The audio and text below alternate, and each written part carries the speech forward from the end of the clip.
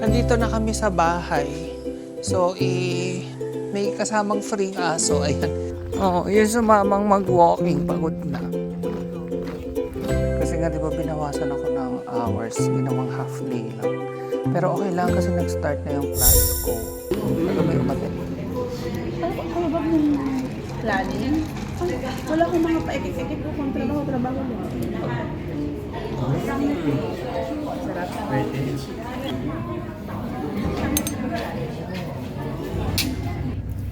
Bigay, mag-walking uli kami dun sa may tabing dagat. Sa yung pinuntahan namin last time.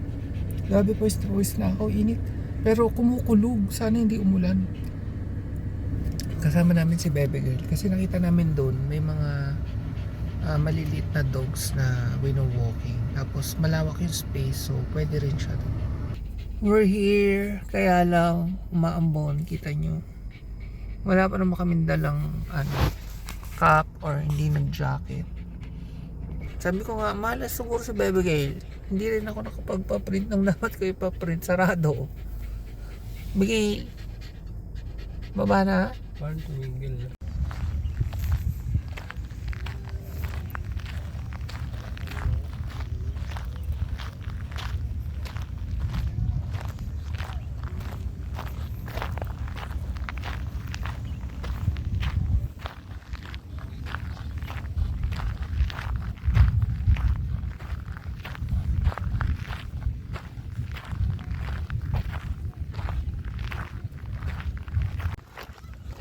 Oo, yun sumamang mag-walking. Pagod na. Ayun, nakita rin natin yan last time. Yung kulay black na maliit. May doggy dun, maliit.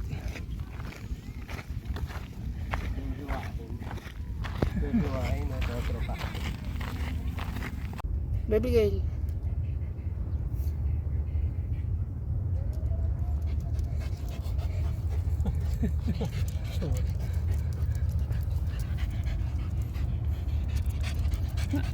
Naka 1 kilometer lang kami today. 1,800 steps yun. Kasi nakakawa si Baby Girl. Halal na oh. Kalimutan naman namin magdala ng tubig. Sorry na po. Saka pag nasa labas hindi rin naman kasi yan pala inom. Kaya nakalimutan din namin. Anyway, si Malay bumibili ng calamaris. Tapos may favorite ako dito. Kung napanood niyo last vlog, yung matcha strawberry, kaso sarado yung nagtitinda noon, sayang nga eh. Pati sa mga balls, yung cheese sticks noon ang sarap, sarado din. Iba yung nagtitinda doon. Tapos yung gusto namin ng white mocha, wala din, kaya sabi sige wag na lang. Calamares, tikman natin. Nababad na sa suka.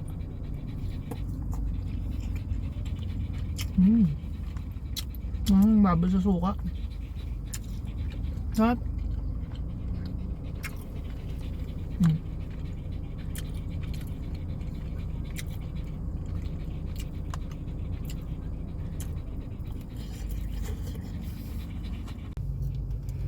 Dumaan kami sa Bonchon Tteokbokki pasta. Parang tofu daw yun tinikman ni Mal. Pero feeling ko fries. Magandang hapon. Sorry hindi ko kayo na-update. Nag-start na kaming maglipat dun sa bagong rerentahan naming place sa Rosario, Batangas. Yan ngayon magdadala uli kami ng gamit. Ayun. Yung pinaka main na dala namin ngayon ay yung aircon sa guest room dati. Yan yung magiging aircon namin sa bedroom ngayon. Kasi maliit lang yung room. So kaya na palamigin yun ng 0.5. Tapos yung 1.5 namin na split type, papa-install namin sa sala para ayun, malamig habang nandun. Doon na rin kami sa sala mag-work eh. Kasi nga maliit yung room, so hindi pwedeng doon kami mag-work. Tapos kung gustong malamig pati kusina, buksan lang yung pinto, lalamig na rin yun. Kasi 1.5 yun eh, ang liit lang din ng sala. So mamaya i-house tour ko kayo doon habang konti pa lang yung gamit.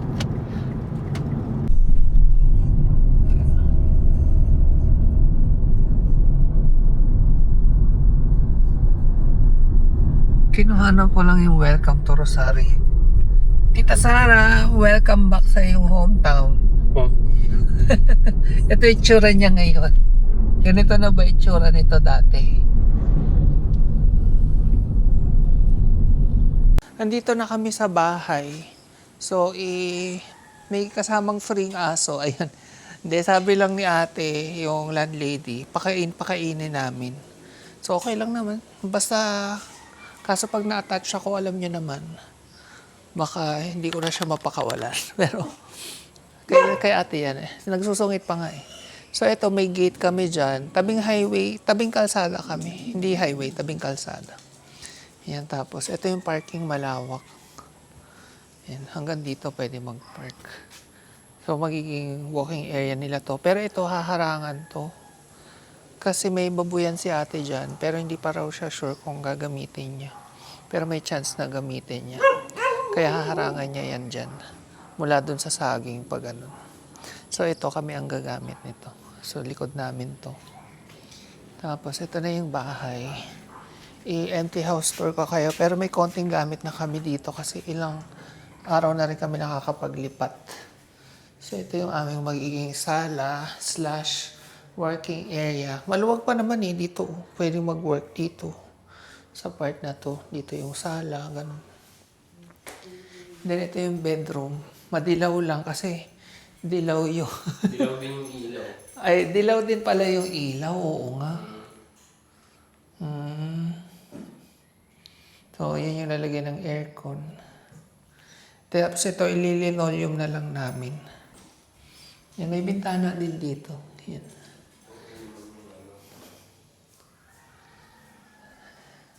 Okay na may langgam. Ano lang, mag-spray lang tayo dyan. May mga langgam dami. Yung Clorox na violet niya. Tapos ito yung... Dati wala ito. Open tong kusina. Pero ngayon gagawing kwarto to para kay Francis pag nandito na siya. Hindi pa nila nakuha to. Sabi namin kunin nila kasi meron naman kaming dining table. Eh. So yan, i-enclose to. At basta magkasya yung kama dyan para may kwarto si Francis. Tapos may cabinet na rin siya kasi ito iiwan yan dyan. Pinaka-divider. Pero yung taas daw open lang. Okay lang. Lagyan na lang natin ng mga maleta. Ayan, may bintana si Francis dito. Meron din dito. Bumili kami exhaust fan. Dami rin langgam. Kaya mag-spray talaga. Ano kung saksakan na to? Sa ilaw siguro sa labas. Pero at least may malapit para sa exhaust fan. Then ito ang aming magiging dining area nga. Dahil tatanggalin nila to kasi may dining table na kami. Tapos ito, malaki yung kitchen natin. Oh. Di ba sinasama ko kayo, kitchen natin. And then papalagyan pa to ng ano dito, parang shelf. Para may patungan daw kami. And then ito, sabi ko, wag nang kunin. Hihiramin namin. Kasi pwede itong paglagyan ng mga bigas. Or kung ano. Hindi na siya maganda. Pero storage pa rin yan. O, may mga shelf pa. O, pwede mga delata. Yan. Tapos sa ilalim may storage din. And yung CR maliit lang. Pero, tapos isa lang. Pero at least meron. May bidet nga eh. Oh.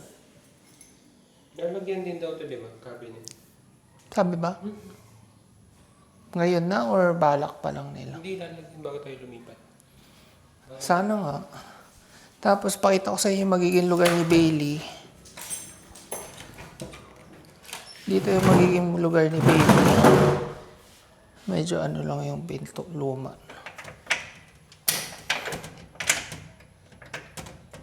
Yan.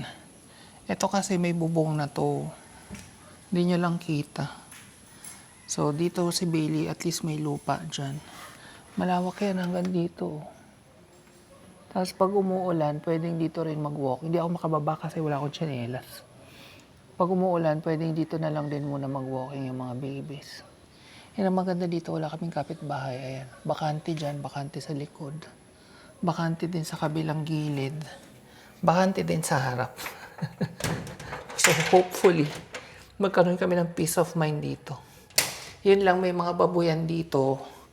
Kaya actually legal talaga si Bailey dito kasi yung mga kapitbahay may babuyan din. Pero yung bahay nila malalayo, hindi namin katabi.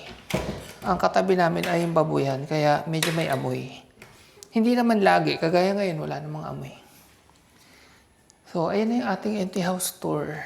At mas mababa yung rent namin dito. Kaya okay din. Kasi di ba nakwento ko sa inyo na may kukunin kaming property. Kaya gusto namin as much as possible, mas bumaba yung rent namin. Gusto ko naka-tiles. Ayun pa pala, may tiles dito. May mga likabo. Yung kwarto lang ang wala. Hindi pa nila tiniles pati kwarto.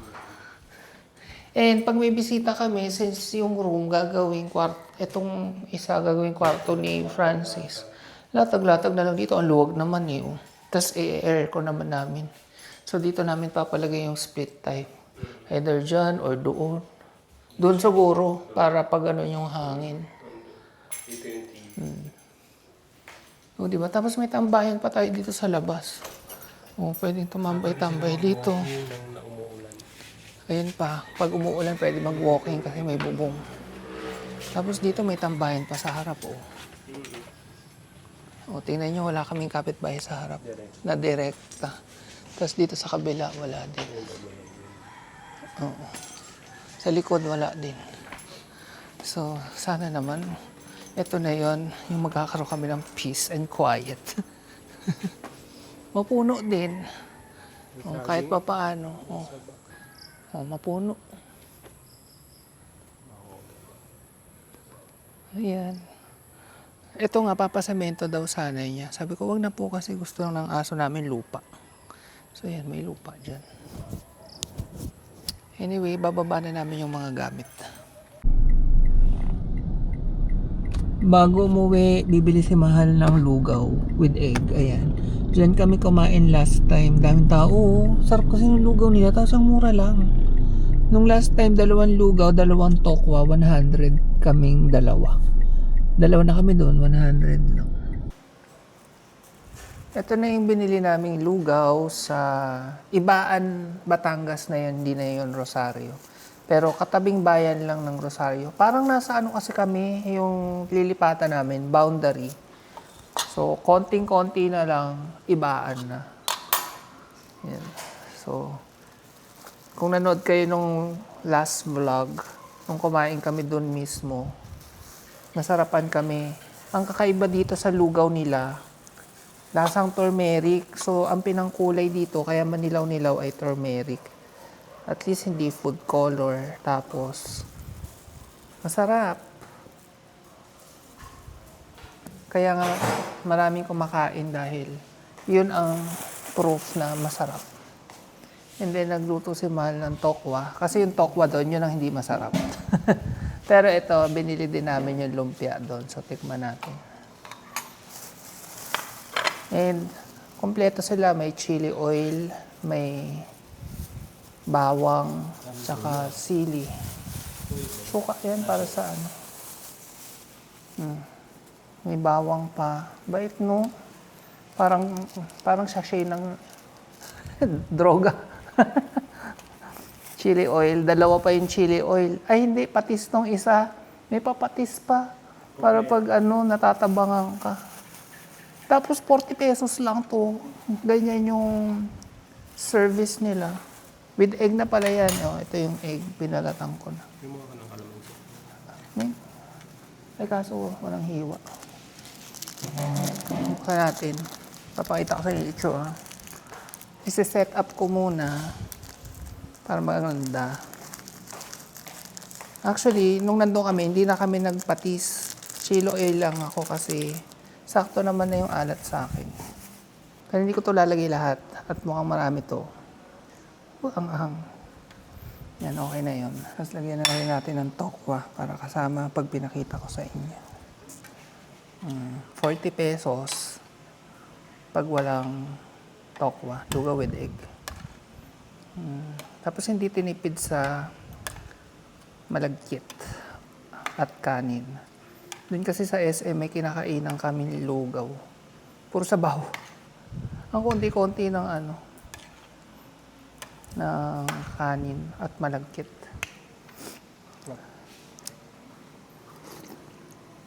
Medyo malamig na. Dito mainit. Ito yung init ko. Dito kami ngayon sa bahay because today is a Sunday. Supposedly kahapon. Pero since may pupuntahan si Mama sa Santo Tomas, sabi ko today naman na lang tapos sabay siya sa amin. So kami ngayon ay maglalagay ng linoleum. Naka-tiles naman dito pero yung kwarto hindi naka-linoleum eh. Kaya bumili kami. Oo. Ito. Yung kwarto lang naman. The rest naka-tiles naman.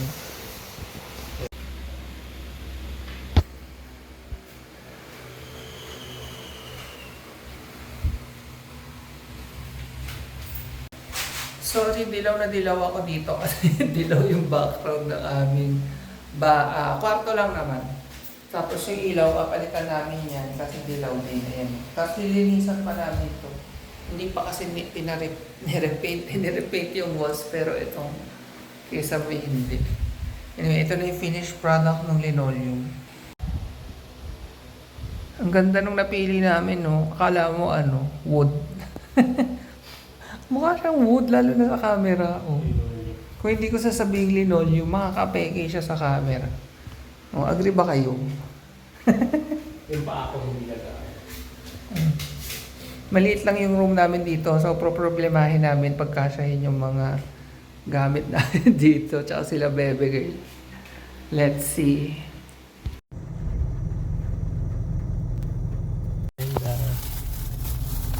Merienda dinner na yan.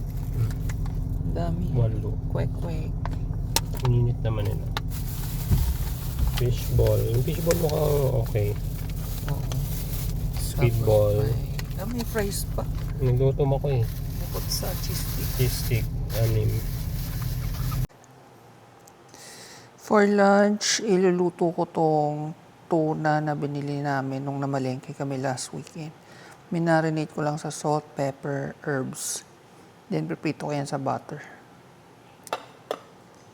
And, stir-fry kangkong. Good morning. Meron akong time mag-vlog kasi meron akong bad news. Yung aking work, binawasan kami ng hours. 2 kaming hinar nung May. Tapos, parang last week before mag-weekend, sinabihan kami na for this week, half day lang muna kami. So, yung dating 8 hours, 4 hours. Kaya ayan, may time ako mag-vlog. And, noong una na-disappoint ako, pero inisip ko, ito yung chance para i-level up ko yung pagiging VA ko. So, meron akong in-enrollan nung nung weekend lang, Sabado.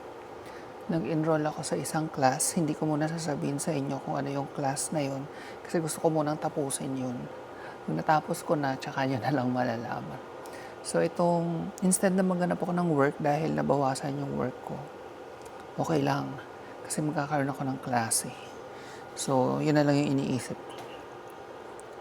Tapos yun, maglilipat din kami. Meron na kami 3 weeks para maglipat. Kaya medyo marami tayong magiging vlogs.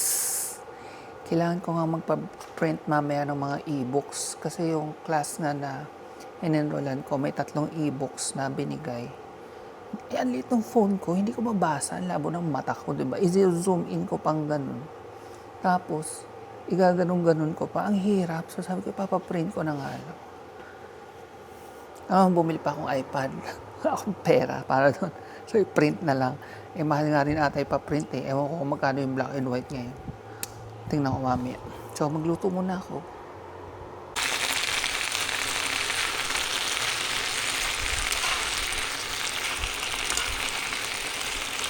Ang ingay ng stir-fry kangkong natin. Lalagyan ko lang ng paminta tsaka ng oyster sauce tapos sesame oil. Yun lang ang timpla nito. Sarap na. Tapos yun, bawang tsaka sili.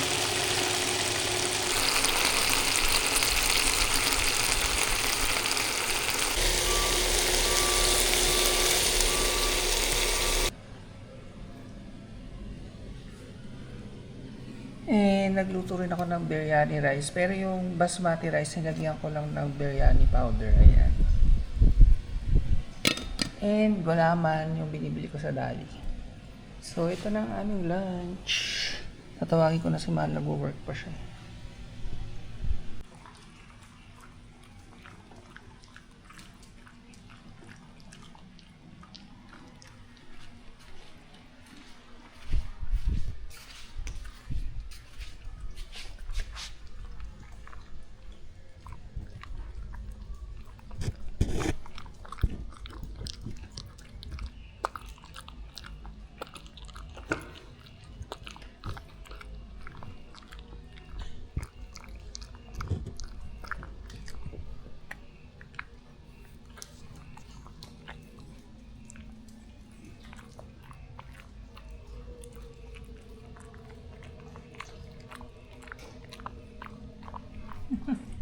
Napaka-cute naman itong mga to. Good morning. Past 10 a.m. pa lang pero tapos na ako sa work ko. Kasi nga di ba binawasan ako ng hours, ginawang half day lang. Pero okay lang kasi nag-start na yung class ko. Kagabi umattend din ako.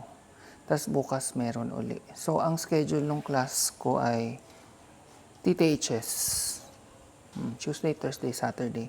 8 p.m. to 10 p.m. 2 hours each class. Tapos, after 6 weeks, madadagdagan ng Friday, 6 p.m. to 8 p.m. Hindi ko pa pwedeng ayoko munang ikwento sa inyo hanggat hindi ko natatapos yun. Or at least makakalahati man lang ako. 5 months yung klase. So, tingnan natin. Anyway, ang luluto ko for lunch ay lumpiang gulay, sakto. May malapit na kaming masirang toge, ayan. Tapos may carrots pa tayo dito, carrot, and then may kalabasa. And sakto, meron din lumpia wrapper sa freezer nilalagay kaya nagtatagal. Ang isasahog ko ay hipon, tsaka itong tirang tulingan or tuna ata to. So, lulutuin ko muna to, igigisa ko. Tapos, kasunod yung gulay. And then, tsaka natin ibabalot dito sa lumpia wrapper.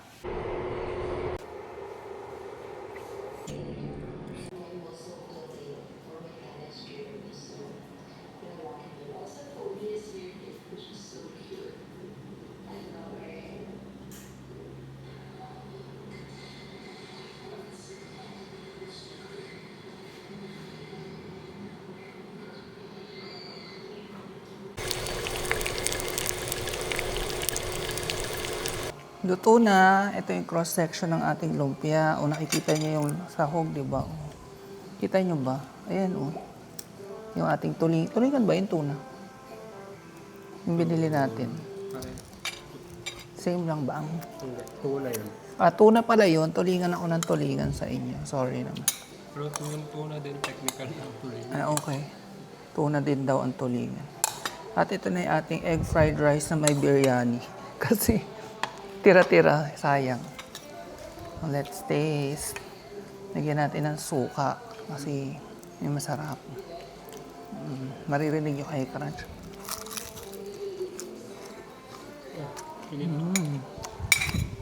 Sarap. Hindi ko nga lang nalagyan ng kinchay. May kinchay pa pala si Mahal dyan. Mas masarap kung may kinchay. So kung magluluto kayo, lagyan yung kinchay or celery. Yan ang sa ating biryani fried rice, egg fried rice.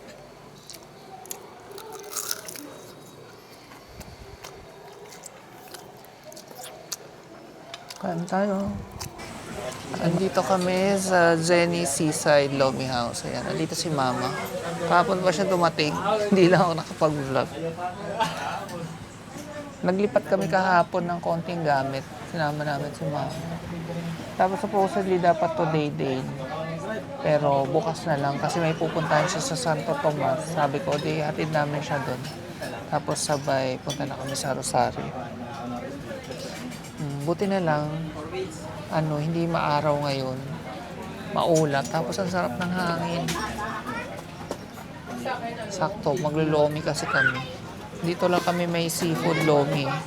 Batangas City pa rin naman.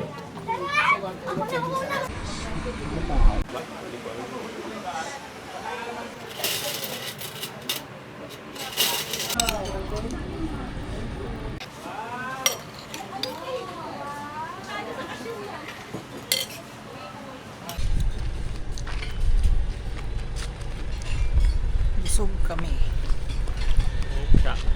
Nagpanghimagas pa ng panutsa. Mas masama.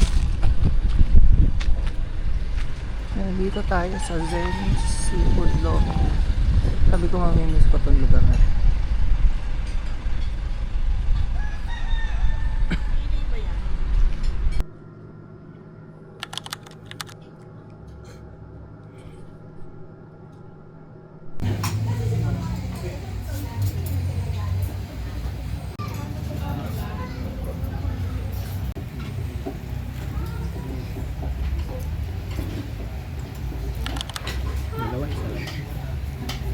Alam mo.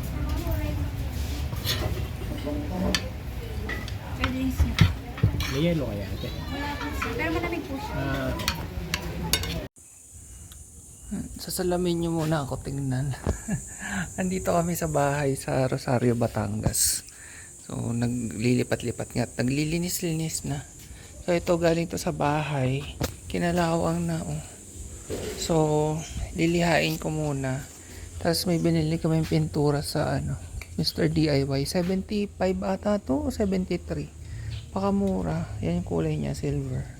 Sakto ka kulay nito. Lilihain ko muna to. Pakita ko sa inyo yung after.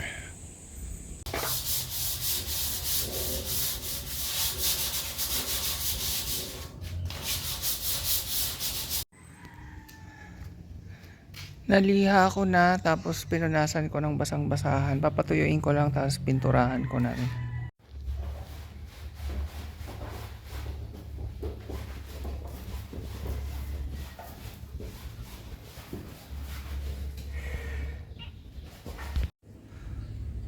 Si Bella, yung aso nung may-ari.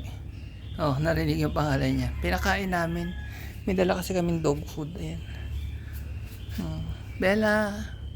Kaso hindi daw yan kapun, mukhang buntis daw.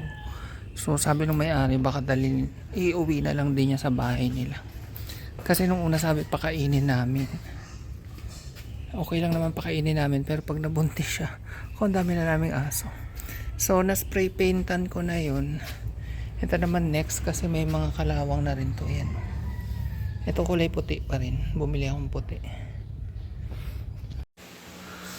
So, ayan na yung in-spray paintan ko. Mas umayos naman yung itsura. Kanina, di ba?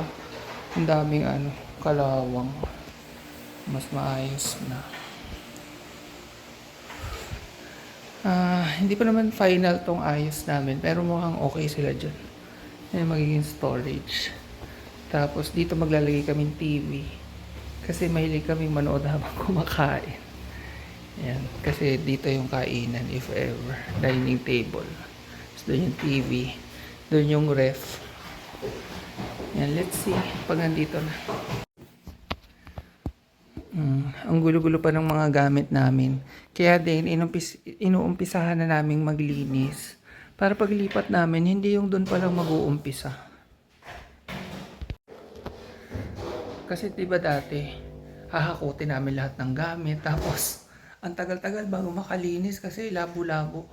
O di ngayon, since tumatakbo naman na yung binayaran namin dito, di yan, naglilinis-linis na kami at nag-aayos-ayos. Para pag final lipat, konti na lang yung aayusin. Diba smart mo?